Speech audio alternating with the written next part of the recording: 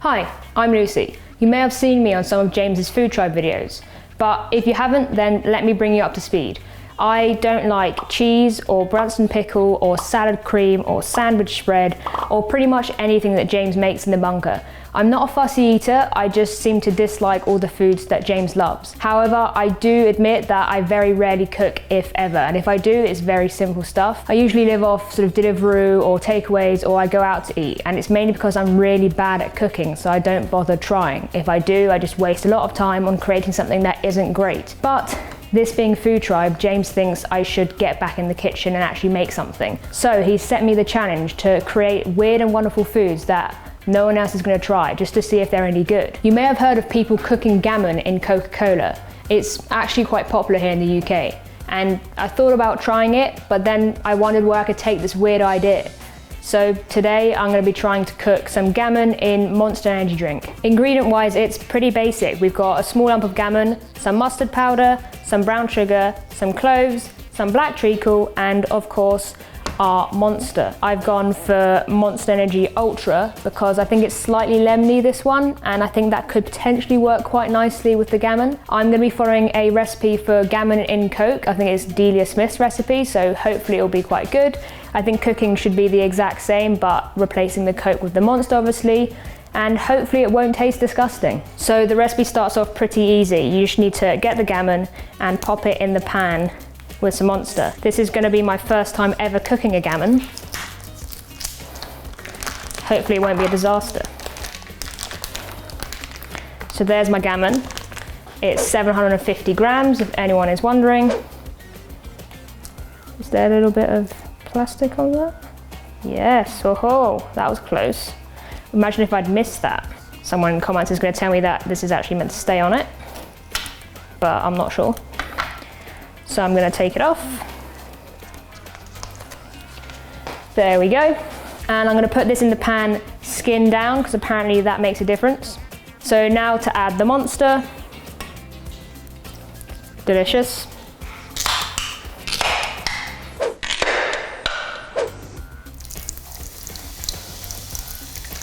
That fizz is slightly unsettling.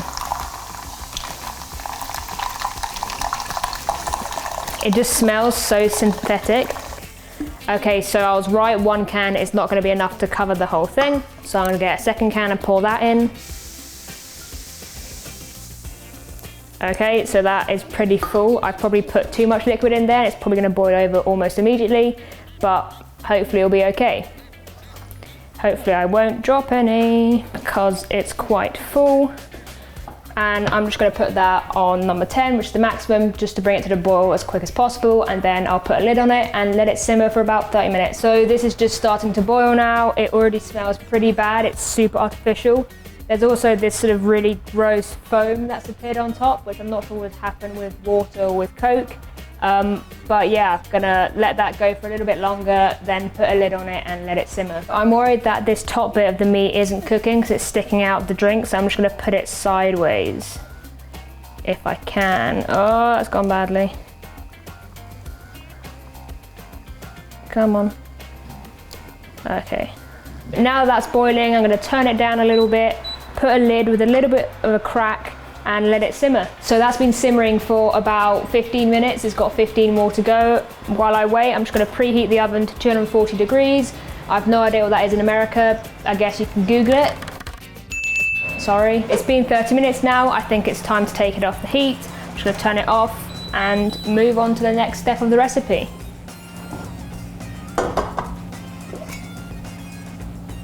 That does not smell nice. Okay. Let's bring him out onto the board. I understand now what that bit of plastic was for.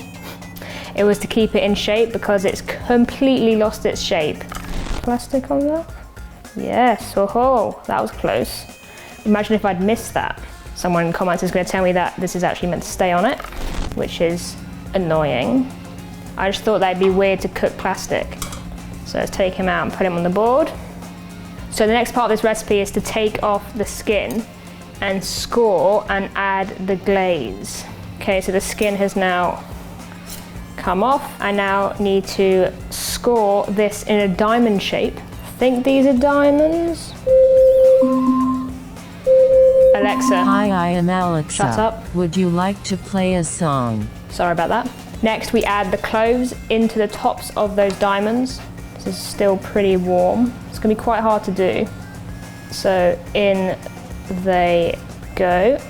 Okay, so the cloves are in. I don't know if you can see that. And now that the cloves are in there, we're gonna add the treacle. I'm just going to stand it up like that. It's almost like I've got two pieces of gammon. And I'm going to try and spread the treacle on. Oh, look at that. Okay, so I have now covered that with treacle. I'm just gonna pop the clove that fell out back in. There we go. Doesn't look that appetizing, I will be honest.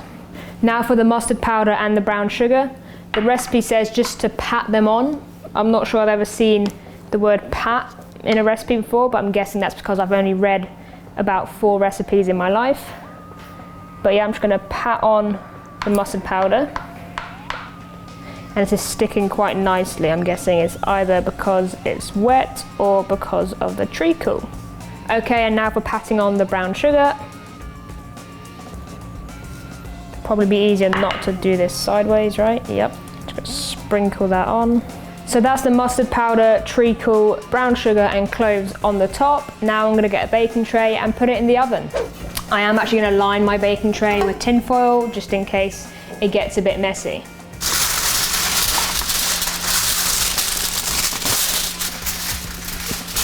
Now I'm just gonna grab the meat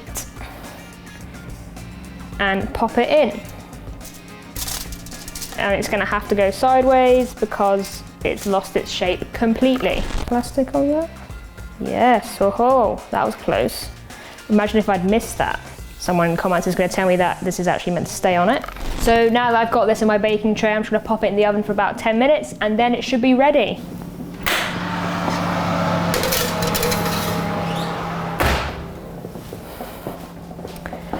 Now we wait. It's been about 10 minutes. I've had a little clean up here and I think it's time to come out of the oven.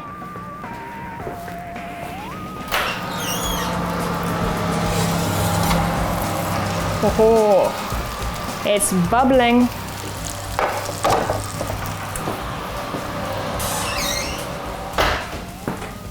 Turn him off. It does just look like a normal piece of gammon, if not weirdly shaped. Yes, oh, that was close.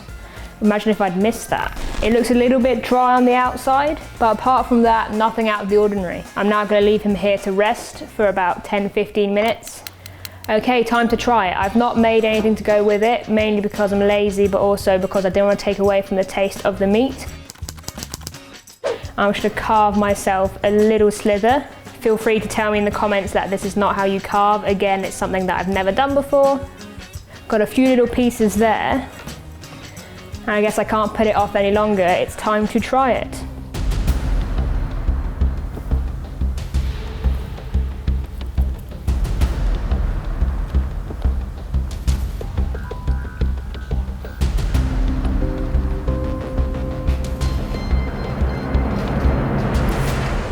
That's actually not bad.